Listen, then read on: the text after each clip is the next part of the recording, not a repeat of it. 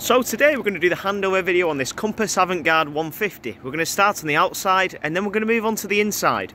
So firstly, coming over to the passenger side, you'll notice that you've got your fill-up points here on the passenger side wing. Press the side here to open the flap and you can see it'll gain you access to your diesel fill-up point. To open the bonnet, you'll need to come over to the driver's side.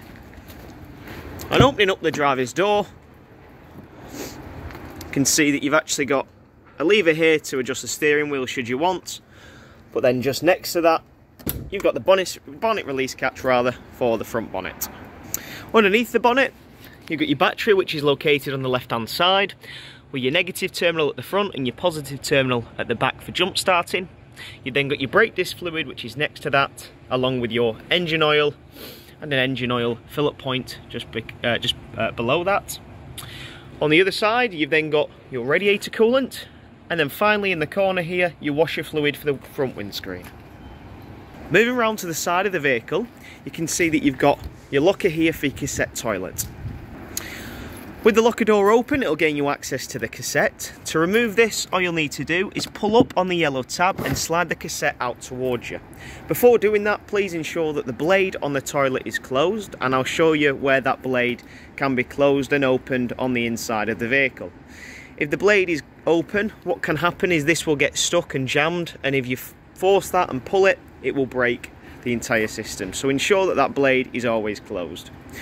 Once it is, like I mentioned, press up on the yellow tab and slide the cassette out to you like so. To empty this, all you'll need to do is remove the funnel, slide the funnel out and remove the cap on the yellow cap on the funnel. At the back you've then got a yellow tab here. Click that button in and that will empty the entire system. This releases a vacuum which will allow everything to flow out easily.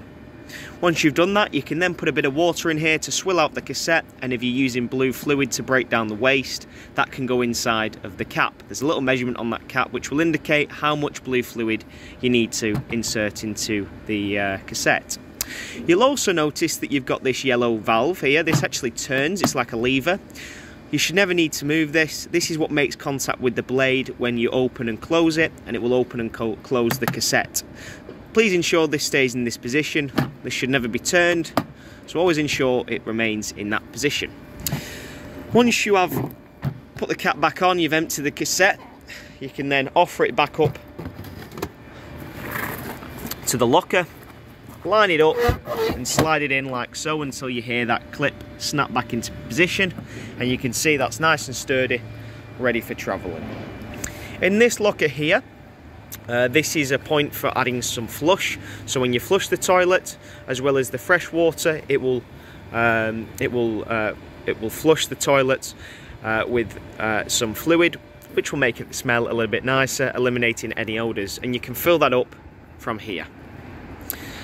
Next up from that, you've then got your water. So this is your fill-up point for your fresh water tank. Of course, you'll need the key to open this, as you do with all your lockers on the outside of the van, but simply remove the cap and using a food grade hose pipe you can fill up the fresh water tank. Once it's overflowing, you have then filled up the tank, and then you can pop the cap back into position.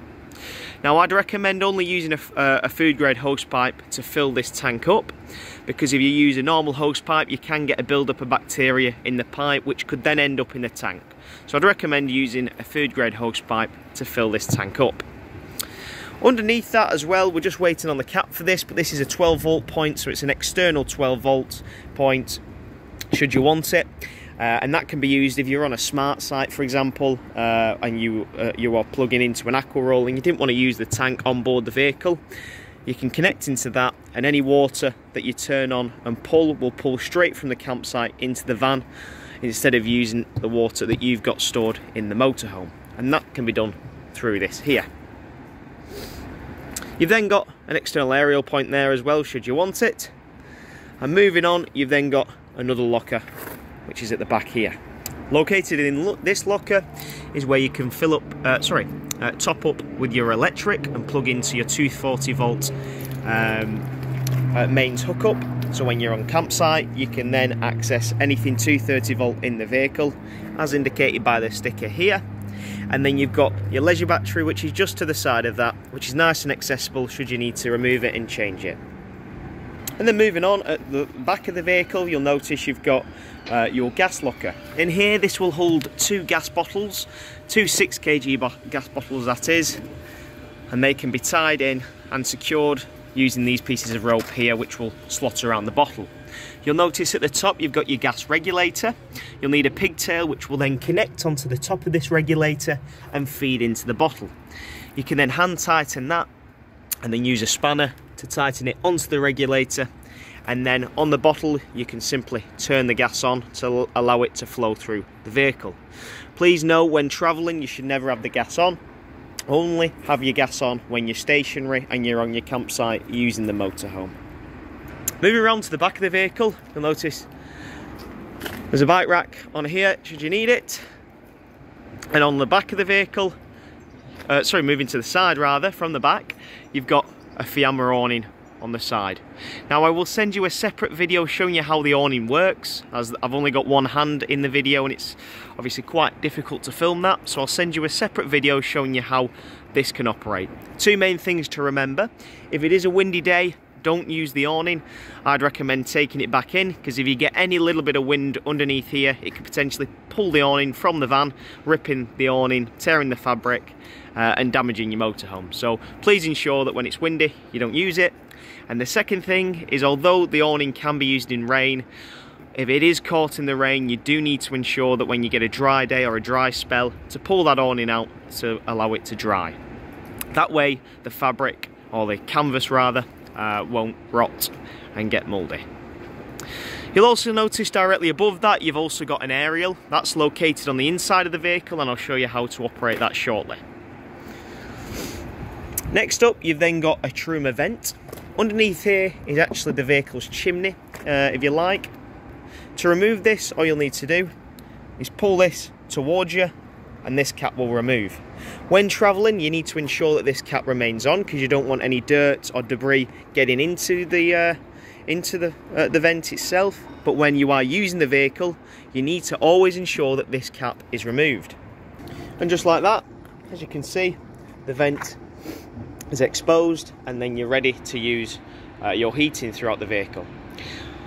If you don't remove that cap and you try to run the heating system, you could potentially gas out the entire system and it will need a full system reset. So please ensure that when you're stationary and you're using the vehicle, that cap is removed, and when you're travelling, the cap is back on to stop any mud or dirt getting in there. Finally, on the outside of the vehicle, you'll notice that you've got your Dometic fridge vents here. Obviously this is where the fridge pulls all of its air from, and this is what it uses to cool the fridge. So if it is a hot day, what I'd personally recommend is perhaps pull the awning out or keep this area under shade if you can, and that will allow the fridge just to run a little bit more efficiently.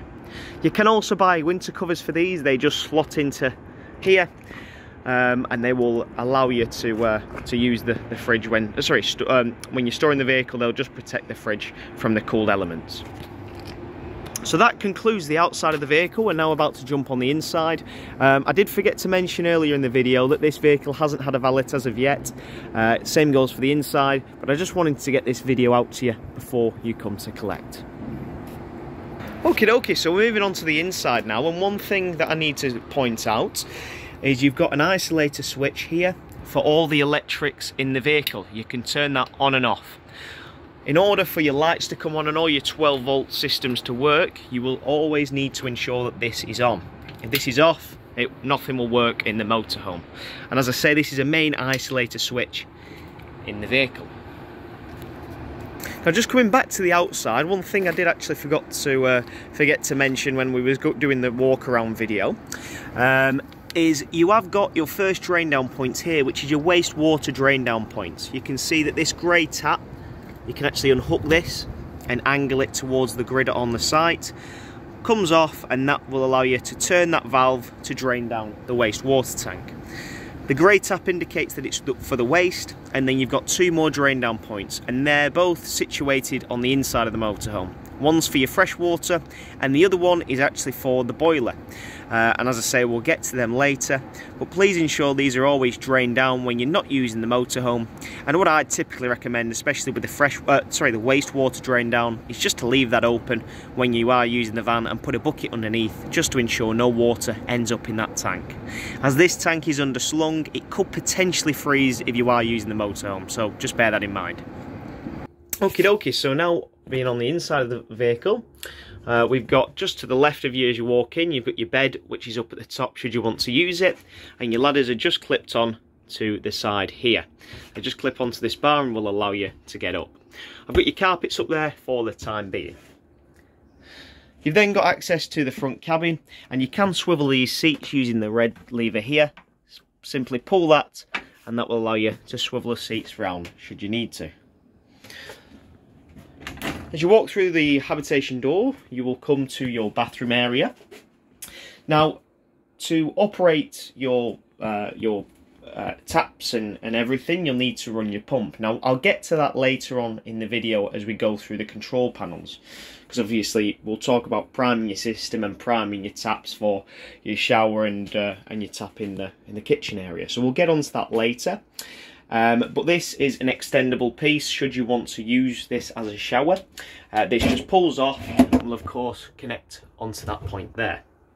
The main thing that I want to tell you about in here is obviously the toilet. As I mentioned on the outside of the vehicle, all the waste in the motorhome goes into something called a cassette toilet. And I've shown you how to empty that cassette. Now, I did make reference to something called the blade. The blade is this piece of plastic here, and this will allow you, like I said, to open and close the cassette for the waste to drop into. At the moment it is closed, but if you pull it towards you, that will open the cassette. That way all the waste can drop into it. So when it's in use, you need to slide that across, allow all the waste to drop into the cassette, and then you've got your flush here. You can press that down and flush the entire system.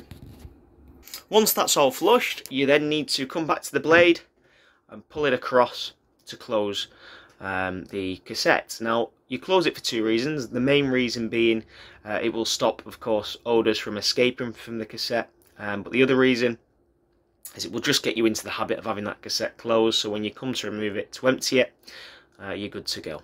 You can also slide this and swivel this seat round just to give yourselves a little bit more leg room when the cassette is in use.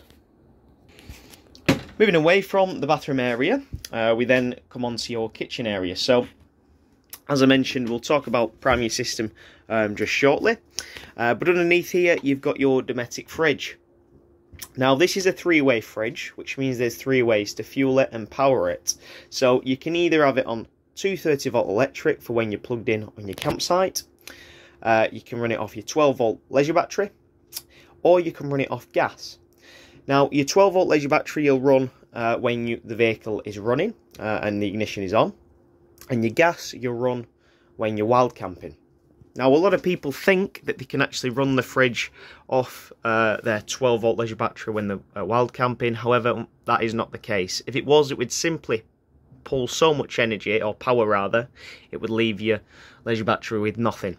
So it will only allow you to run it off gas for when you're not when you're not plugged in.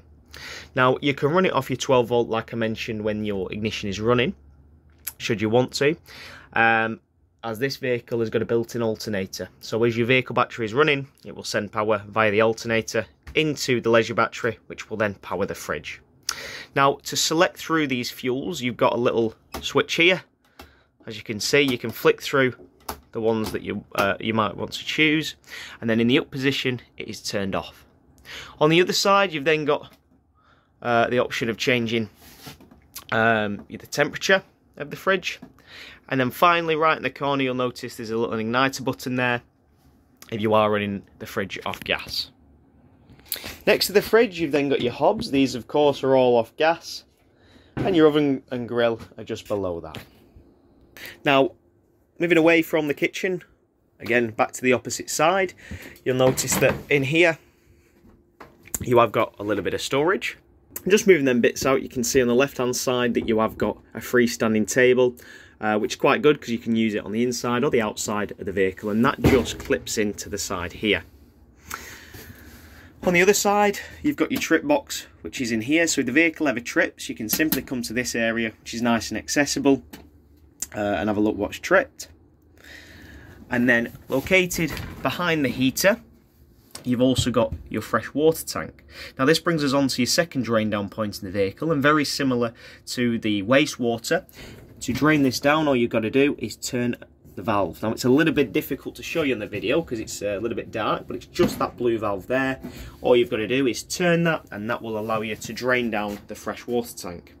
Again, like the wastewater, there'll be a big grid on site that you can simply drive over, line yourself up, and then turn that to drain it down. I'd recommend as well, once you've drained down the majority of the water on site, when you're travelling, you can leave these tanks open because the residual water will find its way out as you're travelling home. Down below the storage area, you've then got your Truma heater, and this runs off gas. So again, like the fridge, you've got an igniter button on the side here, which you can press in and ignite. And then all you've got to do is flow this through, so push this in. This will release the gas, and you can then turn it and allow that to flow through and ignite the heater, and then that will begin to heat the entire vehicle. You've then got, once it's all up and running, you'll get a little light here, or a little green switch there, just to indicate that it's on, and then you can turn this dial here to change the temperature should you need to. So moving back now into the lounge area, you've got a really good bit of storage which surrounds the entire vehicle. Now at the top here, which is just above where your TV is, you've actually got your TV aerial. To operate this, all you've got to do is simply turn this white dial like so, and push up with the aerial. You can then get it into position and then tighten this just to clamp it into position, and then you're good to go. You can obviously turn this and twist this depending on your signal, and then you've also got a little white handle here which you can wind, and that will tilt the head of the aerial again to improve and better your signal. So directly above the lounge, you've also got a really big skylight which allows a lot of lighting, as well as all your windows along the back end. You've got blackout blinds and also fly screens which are inbuilt into the skylights, and to open this you'll need to unlatch the latches like so, and then you can slide this open and push the skylight open. When you're travelling, please ensure that this is all closed, and this goes for the same for all of your windows. To open and close these, you've got little latches like so that you can pull up on, and then you can open that up, and then using them black knobs on the side, tighten that into position, and your window will still stay open. To close it, you need to pull it all the way. Now you can actually put this on venting like so, and that will allow a little bit of airflow through the vehicle, but like I mentioned, when travelling these need to be completely sealed, and do that by pulling the latch all the way like so, and that will create a really nice tight seal when you're travelling. You'll then notice that underneath here is where your boiler is located, and as well as in here you've got your drain down point for your boiler, as well as this red tap. This red tap is an isolator tap, and this will allow you to isolate areas of the vehicle. Now you don't need to know, or you don't need to use that. That's really only for the technicians when working on the vehicle. As I say, they allow us to isolate certain areas of the motorhome when testing the gas and various things. You've got a few more of them as well, so you've got your isolator valve there, but you've actually got some underneath your grill which are just located there, but just to point out to you. But like I mentioned, you won't need to know or use them rather. Everything you need to know will be on the panel up here, which I'll get to in just a minute. Now this is your third drain down point, which is your boiler drain down point, and this yellow valve, or this yellow toggle rather, will allow you to drain or seal the boiler. So at the moment it's in the sealed position. When it's in the down position like that, it is sealed. To drain this, all you need to do is simply push that up, and you can probably hear the water releasing out of the boiler there, and that will allow you to drain down the boiler. So when you're not using the vehicle, always ensure that this boiler is drained down and that toggle is up, but then when the vehicle is in use, simply flick it down like so, and that will seal the boiler, and then you're good to go, and it's good to be used. Now, like I mentioned, for the fresh water and the wastewater, you can drain this down on site and then leave it open when you're travelling home after the majority of the water's drained down. But like I mentioned, please ensure that this is drained down, especially in the winter. You don't want any frozen water in the boiler. And then the rest of the seats underneath here, you've actually got a little access points in here. You've got a bit of storage which can be used, and then underneath here was, as I showed you on the outside, where your battery is located, as well as the vehicle's wheel arch. Now, coming up to the final bit on the motorhome is where your control panel is for both your heating and the vehicle's electrics and things like that. So you'll notice the first control panel here with the little gauge in the top has got a few options. So if you want to turn everything off in the motorhome, you've got a little isolator switch here. Flick that to the middle position, as this is a rocker switch, and that will turn everything off. If you want everything to run, flick it on aux, so flick it to the top, and that will allow you to run it off your leisure battery. Now, you can actually run this off your vehicle battery as well, should you want to. So now all the lights are currently running off your vehicle's battery. However, never do that. Always run it off your leisure battery, because if you accidentally leave it on the vehicle battery, it will take all the power from the vehicle battery and you won't be able to get started. So only ever have this on aux, never have it on your vehicle's battery. In the middle, you've then got your water level. So if I hold that down, you can see that we're empty currently for your fresh water tank.